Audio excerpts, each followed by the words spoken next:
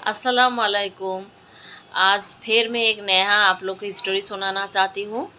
हाँ, ये मकसद है जो कोई भी चीज़ सुनाती हूँ मतलब उससे सावधान होना चाहिए। कोई भी चीज़ का गलत चीज़ देखेंगे तो उसमें हट जाना चाहिए।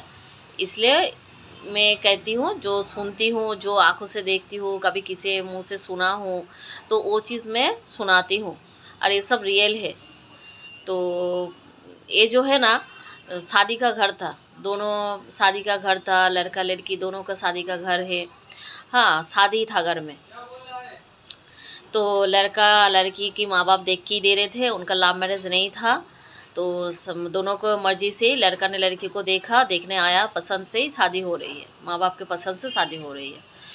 तो शादी सब कुछ अच्छे से हो गया। शादी मतलब सब कुछ एकदम रेडी हो गया, सब कुछ एकदम मांगनी हो गया, शादी का डेट फिक्स हो गया। शादी के दिन क्या हुआ, जो लड़का जब शादी करने आए ना, तो उनके छोटी मतलब लड़की की छोटी बहन के ऊपर उसका नज़र पड़ा।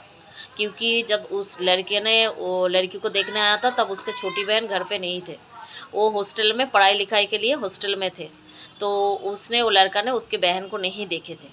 तो वो मतलब बिना उसके बहन के शादी के लिए हाँ कह दिए थे। तो उसको नहीं पता था जो उसको बहन दिखने में बहुत खूबसूरत है, वो लड़की से बहुत खूबसूरत है। जो लड़की की शादी हो रही है, जिसको हाँ बोले हो लड़का ने, उससे भी उसके बहन दिखने में बहुत खूबसूरत है।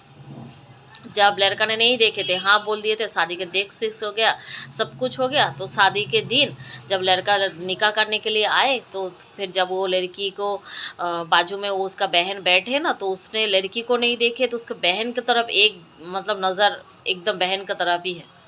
जे वो दिखने में इतना खूबसूरत है, मैं पहले क्यों नहीं देखा। हाँ, मैंने शादी के लिए इसके लिए हाँ बोल दिया, अभी तो कुछ फ़ायदा भी नहीं है। शादी निकाह निकाह के दिन है, निकाह हो रही है। तो फिर लड़का ने हाँ बोला, लड़की ने निकाह के लिए हाँ बोला, फिर शादी हो गया। तो फिर जब वो शादी करके उसकी बहन घर चले गया, उसका लड़का का घर चले गया, लड़का के घर में कोई नहीं है, उसका पापा है खाली, उसका माँ नहीं था। और लड़की के घर पे माँ है, उसका पापा नहीं है, और दो बहन है, दो बहन और उसका माँ रहते थे। और लड़का का घर पे उसका पापा और लड़का रहता था। बहुत ही छोटा फैमिली है दोनों की। तो शादी करके घर चले गया लड़की। तो फिर उसके पापा बोले 2 दिन हो गया शादी को, तो तुमको किधर हनीमून पे जाना, मतलब घूमने के लिए जाना चाहिए। लड़का के पापा ने उसके लड़का को बोला जे बहू को लेके किधर 2 दिन घूम के आ जाओ। तो लड़का ने बोले जे मेरे को तो लड़की को बोले जी इधर उधर जाने से अच्छा तुम्हारे मायके में ही जाके 2 दिन घूम के आते हैं। क्योंकि उसका दिमाग में तो कुछ और चल रहा था। हाँ, लड़की को समझ में नहीं आ रहा था। लड़की बोले बहुत खुश हो गया कि माँ के घर पे जाएंगे, बहन से मिलेंगे, खुश हो गया। तो फिर बोला हाँ ठीक है, आप जो वो कहते हो ठीक है, चलो आप जो बोले वही होगा, बाहर नहीं घूमने जा रहे, माँ के पास ही जाएंगे, चलो। तो फिर उसका माँ के पास उसका बहन रहते हैं, क्योंकि जब बड़ी बहन की शादी हो गया, घर में कोई नहीं है, तो छोटी बहन माँ के पास ही रह रही है पढ़ाई ख़त्म करने के बाद। तो फिर जब उसके माँ के घर पे गया, तो माँ बहुत खुश हो गया, बेटी आया, शादी के 2-3 दिन के बाद आए। तो फिर लड़का खुश हो गया, उसका नज़र तो गंदी नज़र उसकी बहन की तरफ ही दिख रही है, साली की तरफ ही गंदी नज़र डाल के बैठी है। तो फिर उसके माँ बोले 2 दिन रुक के जाना, आया तो 2 दिन रुक के जा, दामाद तो 2 दिन रुक के जा। तो फिर उसने दामाद ने बोला हाँ बिल्कुल बिल्कुल रुक के जाएंगे ना, अभी तुम्हारे बेटी को लेके आया, तो 2 दिन रुक के ही जाएंगे।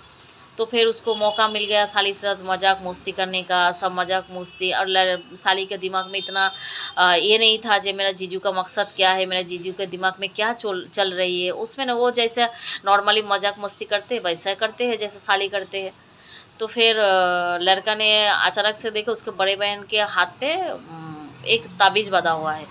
तो फिर लड़का ने उसके बड़े बहन से पूछा, उसके बीवी से पूछा जी आपके ये हाथ में क्या बांधा हुआ है। तो बोले ये ताबीज़ है, मेरे छोटी वाली बहन बाबा को बहुत मानते हैं, तो मेरे लिए कुछ मन्नत किए थे, शायद शादी के लिए कुछ ऐसा कुछ, तो उसके लिए लाए हैं, तो मेरे को पहना दिया। तो वो बहुत उसको मानते हैं। तो बोले अच्छा। तो बोल के वो चुप हो गया, उसका जीजू जान के चुप, मतलब उसका हस्बैंड जान के चुप हो गया। तो बोले ठीक है, तुम्हारे बहन बहुत मानते बाबा को। तो बोला हाँ बहुत मानते। तो फिर ऐसा कुछ दिन चलता रहा। चलता रहा। फिर उस लोग घर चले गए, मगर उसका दिमाग उसके साली के तरफ ही अटका हुआ है। हाँ, फिर घर चले गया, घर अच्छा दो मतलब कुछ दिनों रहने के बाद फिर वो बोले जे चलो तुम्हारे मायके में ये बहन को बुला लो, हम लोग दरगाह जाते हैं, तो वो जो बाबा को मानते हैं ना, तो फिर दरगाह जाके बाबा से मिलते हैं। तो फिर वो लड़की बोले क्यों? बोले नहीं चलो ना घूम के आते हैं, दरगाह पे भी तुमको घुमा लूँगी, थोड़ा बाहर भी हम लोग घूम घूम फिर लेंगे, थोड़ा अच्छा लगेगा तुमको भी, हाँ तुम्हारे बहन को भी बुला लो। तो फिर वो लड़की की वो उसके बीवी को इतना पता नहीं था जो उसका हस्बैंड के दिमाग में क्या चल रही है। तो फिर वो उसके बहन को फ़ोन करके बुलाया जे आजा हम लोग दरगाह पे जा रहे, तो तू भी आजा, तेरे जीजू बोले वो फ़कीर बाबा से मिलेंगे तो आजा। तो फिर उसके बहन को दिमाग में कुछ नहीं है, मासूम है, उसका दिमाग में ऐसा कुछ भी नहीं है जो जीजू के दिमाग में क्या चल रहा है। तो फिर वो घर से निकल के आए, आने के बाद तीनों इकट्ठा एक ही दरगाह पे तीनों इकट्ठा मिले। मिलने के बाद फिर वो बाबा के पास गए, तीनों मिल के गए।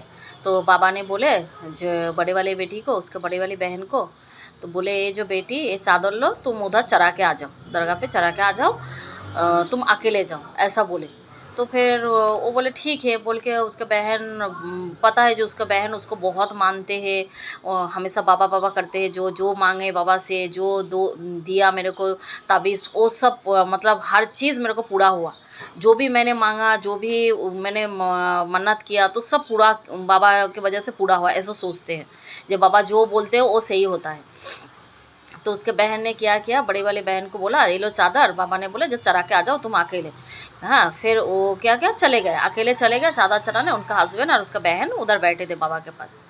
तो फिर इधर एक ट्विस्ट है, जब ये लोग नहीं आए थे ना, तो उधर से उसका मतलब हस्बैंड उसका जीजू क्या किया थे, जो बाबा को बहुत मानते हैं, वो लड़की उसका साली बहुत मानते हैं ना, उसको पता था।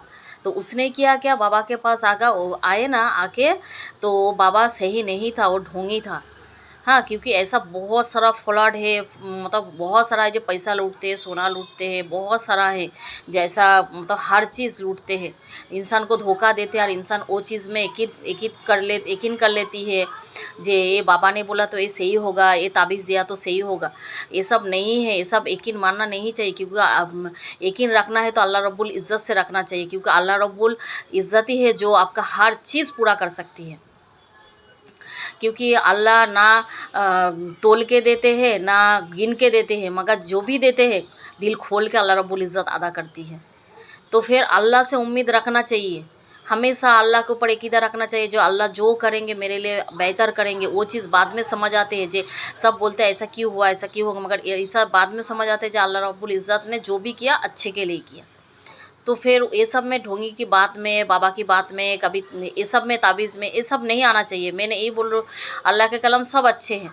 ये दम करके मतलब पानी में दम करके पिएंगे, अपने आप के दम करके करेंगे ना, तो इंशाल्लाह वो शिफा अदा होती है। मगर ढोंगी बाबा कुछ ना कुछ ये चीज़ वो चीज़ देते रहते, क्या नहीं देते क्या मालूम, तो उसके ऊपर अकीदा नहीं रखना चाहिए। तो वो क्या क्या पीठ पीछे से आके, कब वो छुपके से आके उसके सालिया और उसके बीवी आने से पहले कब छुपके से आके उस बाबा को बहुत सारा रुपया दे दिए, 50-1 लाख दिया, दे के बोले मेरे साली को ऐसा बात बताना जो मैं सिखा के जाती हूँ, जो मेरा बीवी के किसी बहाना से मेरे बीवी को उधर से हटा दो, हटाने के बाद दोनों जो हम लोग बैठे रहेंगे ना, तब आप ऐसा बात बताना तो मेरा साली वो कबूल कर ले, ऐसा वो बाबा को बोले। तो बाबा ढोंगी बाबा ने वो पैसे के लालच में, तो उसने बोले ठीक है मैं ऐसा ही करूँगी। तो फिर वो लोग जब तीनों गया, उस साली को और उसके बीवी को कुछ नहीं पता जो उसके हस्बैंड ने किया क्या है ढोंगी बाबा के साथ मिलके। तो उसके बीवी और साली जब वो उसका हस्बैंड ऐसा नाटक करे जैसे पहली बार उससे मिल रहे बाबा से, पहली बार आया है वहाँ पे, ऐसा नाटक कर रहे, तो उसके बीवी क्या किया उसको बहाना से भेज दिया बाबा ने। तो फिर उसके साली और वो जीजू बैठे, फिर उसको वो बाबा ने बोले बोले तुम तो मेरा हर बात मानती हो, जो भी मैं बोला है वो सच भी होता है, तुमको पता है जो वो जो भी मैं वो कहती वो सच होता है। तो फिर एक बात सुन लो, तुम्हारे बड़ी बहन के ऊपर बहुत सारा मुसीबत आने वाला है। हाँ, वो शायद उसका जान भी जा सकती है, उसके ऊपर बहुत मुसीबत आने वाला है। तो बहन सुन के बहुत रो रही है, बोला ऐसा क्यों बाबा, ऐसा क्यों, क्या हो गया? जे उसके ऊपर मुसीबत आने वाले है कि ऐसा ऐसा। बोले एक ही उपाय है, बोले कोई उपाय है क्या ऐसा बहन से ऐसा मेरा जीजी से ना हो, मतलब ऐसा मेरा दीदी को कोई तकलीफ़ ना हो, ऐसा कुछ उपाय है क्या? तो फिर वो बाबा ने बोले जे एक ही उपाय है, जो तुम्हारे जीजू से तुम निकाह कर लो, तो एक ही उपाय जो तुम्हारा बहन का जान बच सकती है। तो वो सुन के एकदम शौक हो गया उसका जो बहन है ना साली, सुन के एकदम शौक हो गया।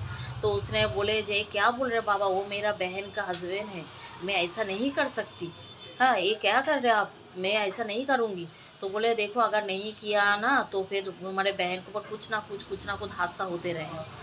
तो फिर उसके साली ने कुछ नहीं बोला, वहाँ से रोते रोते हट के बाहर निकल के आ गए, बाबा को उधर अंदर से निकल के बाहर आ गए रोते रोते।